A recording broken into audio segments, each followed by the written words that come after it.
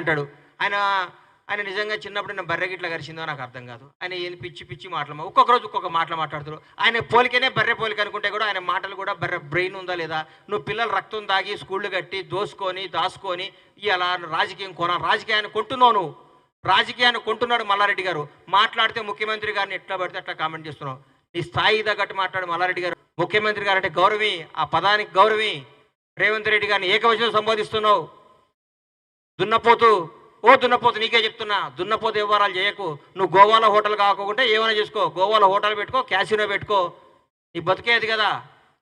నీ మల్లారెడ్డి కాదు, మీ నాన్న మల్లారెడ్డి, మీ తాత మల్లారెడ్డి, ఇంకో మల్లారెడ్డి వచ్చినా ఈరోజు కాంగ్రెస్ ప్రభుత్వాన్ని ఏం చేయలేరు, రేవంత్ రెడ్డి గారిని ముట్టుకోలేరు.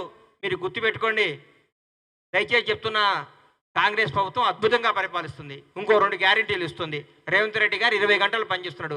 ఈ మధ్యకాలంలో భారతదేశంలో ఏ ముఖ్యమంత్రి పడినంత కష్టం రేవంత్ రెడ్డి గారు పడుతున్నాడు. రోజుకి 20 గంటలు పనిచేస్తున్న ఏకైక ముఖ్యమంత్రి మాకు తెలిసిన ముఖ్యమంత్రి.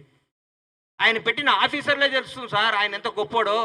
ఆయన ఇవాళ నిర్మించిన ఆఫీసర్లు, మచ్చలేని ఆఫీసర్లను పెట్టి తెలంగాణ రాష్ట్రాన్ని నడిపిస్తున్నాడు ఆయన.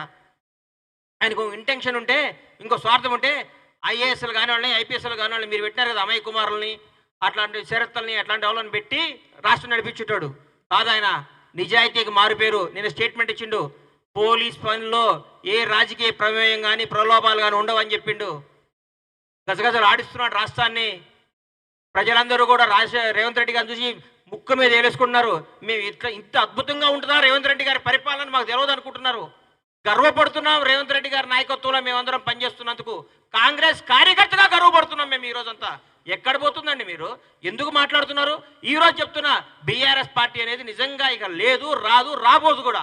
ఎందుకంటే రాబోయేది, జరగబోయేది కాంగ్రెస్ వర్సెస్ బీజేపీ పోటీ ఉంటుంది.